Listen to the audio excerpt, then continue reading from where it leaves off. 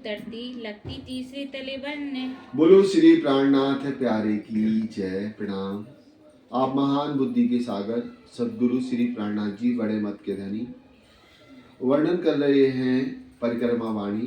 परिक्रमा वाणी में हौज कौसर तालाब की शोभा का वर्णन चल रहा है और हौज कौसर तालाब की शोभा में झुंड का घाट का पहले वर्णन किया और झुंड के घाट की अनंत शोभा को देखते हुए नौ देहरी का भी वर्णन किया। नौ देहरी तो हमें याद है, व्रत में भी आप पढ़ोगे तो आपको इजी लेवल से दिखाई देंगी, लेकिन जब आप चौपाई के साथ करोगे तो फिर समझ में नहीं आता कौन सी शोभा है।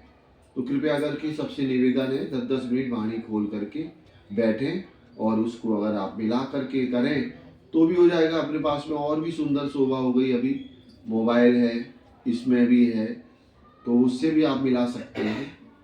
और आप अगर जब वाणी खोल के करोगे ना तो ही आएगा। और आपने सोचा है 9 देहरी तो हमें ऐसे ही याद है क्या उसमें 9 थंब है, 8 थंब है और क्या है 9 देहरियाँ ऊपर बनी, 3 की 3 हारे, 250 बाई 500 की बनी है।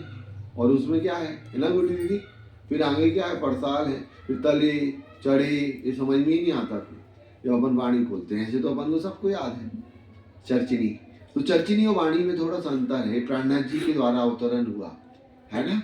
और चर्चिनी की शोभा दी किसको दी शोभा गुड्डी दीदी? चर्चिनी किसको मिली शोभा? राज जी ने किसको दी?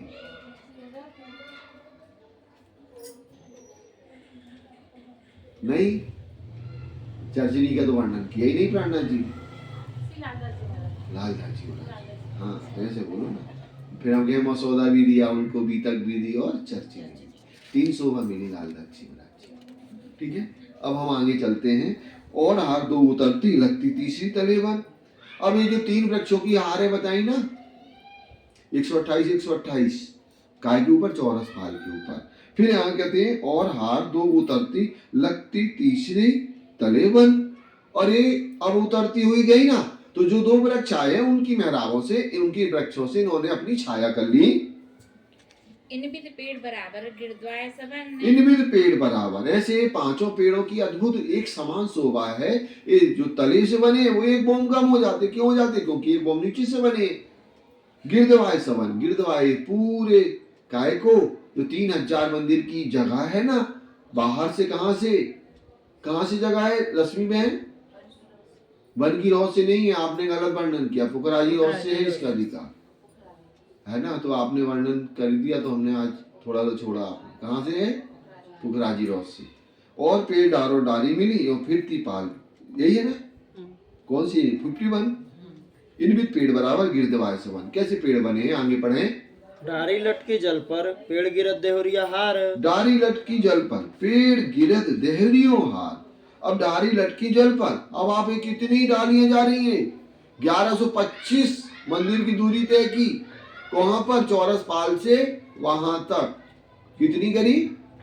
1125 की। कराएगा 500 तो सीधा सीधा हुआ, 500 जल लॉस हो गया और 125 वो हो गया क्या? जल चबूतरा, तो 1125 हो गया ना। तो ऐसे 1125 तक डालियां लटक रही हैं। यहां से आप सीधे छलांग लगा के ना जल लॉस पे जाने की जरूरत नहीं, इतने सारे घाट बने उसकी जरूरत ही नहीं आपको। पेड़े पे चढ़ो, सीधे जल में कूद जाओ, तो कहाँ पहुंच जाओगे? टापू महल पहुंच जाओगे। अगर आप 16 देहरी के घाट तरफ से आ रहे हो ना, तो आपको कोई भी न स्टीमर लेना है न मोटर बोट लेना है, आप सीधे कहाँ पहुंचोगे? कब पहुंच जाएंगे? टापू महल। बिना उसके कैसे जाओगे आप? मामी कैसे जाओगे बताओ? है मन की गति नहीं, प्रैक्टिकल बताएं इस दुनिया के भाव से। उसमें बहाव इतना तेज आ रहा, कहां से? 16 देहरी के घाट से। वो 4 धाराएं इतनी तेज आ रही ना, तो बहाती हुई सीधी टकरा देगी आपको। कहां? टापू महल। बाकी 3 दिशा में नहीं है ये सुविधा, केवल 16 देहरी की में सुविधा है।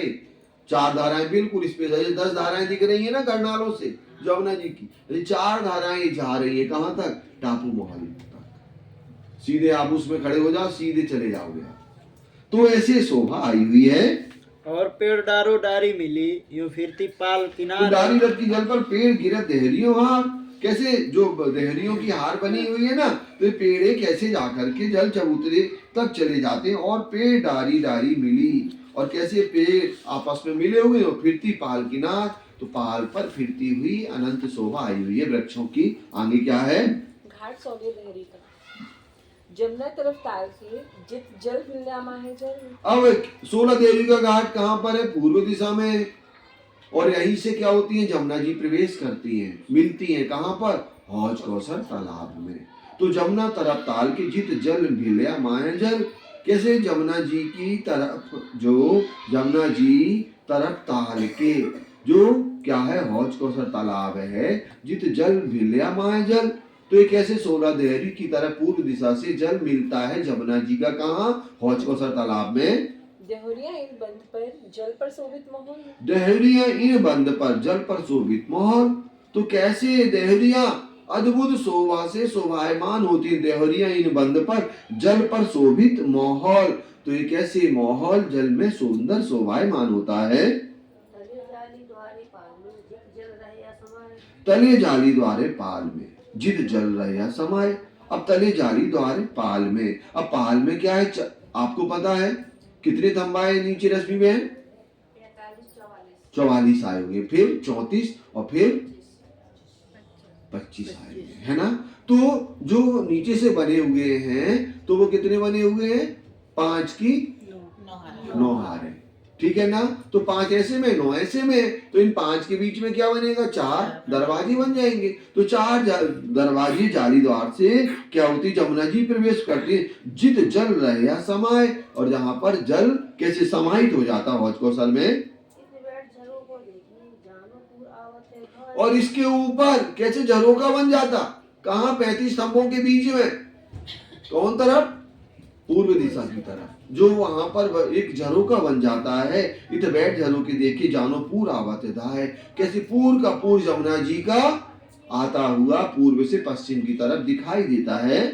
4 देहरियां लग लग चारों तरफों 4 4 देहरियां लग लग चारों तरफों 4। अभी बता दिया कि 35 के ऊपर 25 स्तंभ बने, 25 स्तंभ के ऊपर क्या बने? 4 देहरियों की 4 हारें, तो 16 देहरियां। ये पहले इंट्रोड्यूस कर रहे हैं, फिर उसके अंदर आपको घुमाएंगे। पहले उन्होंने सीधा सीधा स्वरूप आपके सामने खड़ा कर दिया प्राणनाथ जी ने। 16 बंद पर देहरी थम 25 5 हार। 16 बंद पर देहरी।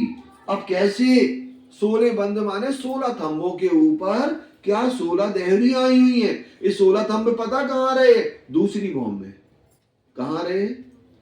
दूसरी भौम में। पहली भौम क्या हो गई? जल के अंदर की। दूसरी भौम क्या हो गई? 35 स्तंभों के बीच में।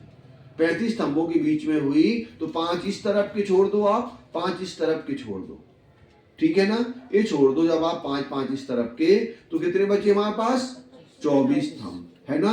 फिर 8 बीच के जो आए ना वो छोड़ दो, तो फिर जो 16 थंब लगे हुए हैं उन 16 के ऊपर क्या आता है? 16 देहरियां आ जाती है, ठीक है? उतने एरिया में, मतलब 500 मंदिर। सीधा सीधा एक मोटा हिसाब है, प्राणनाथ जी अपन को थोड़ा सा एक्सरसाइज करा रहे हैं, लेकिन एक्सरसाइज ना करके वो 500 मंदिर की जगह में क्या आ रहे हैं? 16 देहरी आ रही। कहाँ पर? चौरस पाल पर, ठीक है ना? जिनको समझ में ना आए वो पूछ सकता है फिर से। तो ऐसे 16 4 देहरियां अलग अलग चारों तरफों 4। 16 बंद पर देहरी थंब 25 5 हार। और कैसे 25 थंब बने हैं? 5 की 5 हार है, उनके ऊपर 16 देहरियां बनी हैं। 25 स्तंभ ऊपर कहे। अब क्या क्या? 25 स्तंभ ऊपर है, 25 स्तंभ के नीचे कितने थंब है? 16 थंब। किनकी कितनी जगह में? 500 मंदिर की लंबाई चौड़ाई की जगह में क्या बने हैं? 25 थंब ऊपर के, तले 16 थंब गिरदवाए। यहाँ पर क्या है? इधर भी 16 थंब बने हुए हैं और 16 के बीच में 8 बने हैं, और एक तो गायब है बीच वाला कुंड वाला। तो यहाँ भी 25 थंबों, यहाँ पर 16 थंबों के ऊपर कैसे 25 थंब बने हुए हैं। सो पहुंचे दूजी भौम में। अब हम दूसरी भौम में पहुंचे। भौम बीच की अति शोभा है। तो बीच की भौम है ना, बहुत ही सुंदर है, बहुत आनंद देने वाली, क्योंकि यहाँ पर सबसे विशेष क्या है? कुंड बना है 250 मंदिर का लंबा चौड़ा, जिससे जल तीव्र गति से अंदर जाता हुआ दिखाई देता है। इत कठेरा चारों तरफों अब यहाँ पर चारों तरफ कठेड़ा, बीच कठेड़ा और जो 250 मंदिर का जो खुला हुआ है जल का एरिया है ना, उधर भी क्या लगा हुआ है? कठेड़ा लगा है। बाहरी तरफ भी कठेड़ा लगा है 35 स्तंभों के बीच में, और यहाँ पर भी कठेड़े की सुंदर शोभा है।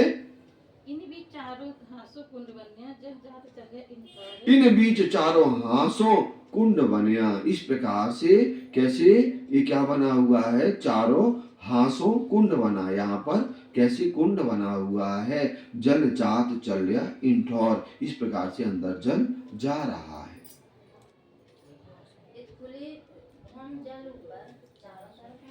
इत खुली भौम जल ऊपर। कैसे यहाँ पर ये भौम क्या है? 250 मंदिर की खुली हुई है चारों तरफों बराबर। इनकी शोभा चारों तरफों एक समान है।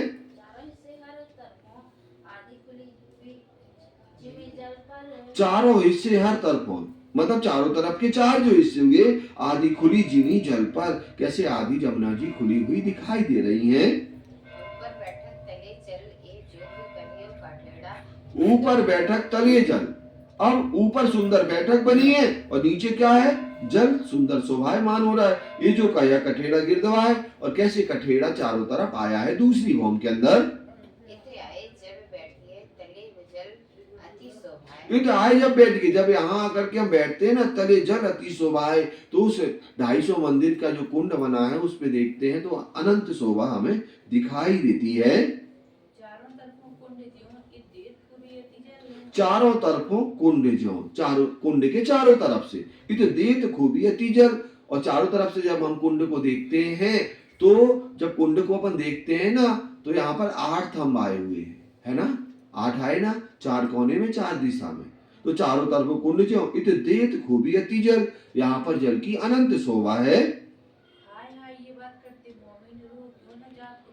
तो महामती श्री प्राणनाथ जी कहते हैं, हाय हाय ये बात करते मोमिन। हाय हाय माने ये बात कर रहे हैं हम लगातार। कहाँ की? हौज कौसर तालाब के 16 देहरी की। रूह क्यों ना जात उत चल। तो ब्रह्मंगना है वहां जाकर के क्यों नहीं चली जाती? तो ऐसा ना हो सो सुबह ना उठो, जीते जी देखना है। यही अभी हम बोलते जा रहे हैं, आपको दिखाई देना चाहिए। ऐसा नहीं कि दवाई वाई खा के सो जाए अपन और सोचे कि अब तो परम धाम देख के ही आएंगे। नहीं होगा, यहीं पर चौपाई दोहरा ले।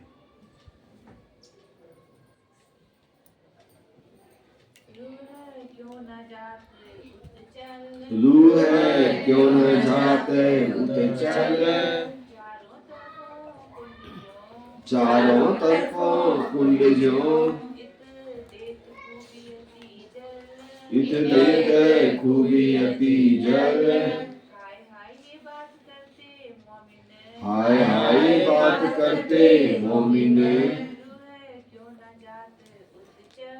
रूह है क्यों न जात उत चल। रूह है क्यों न जात उत चल। बोलो श्री प्राणनाथ प्यारे की।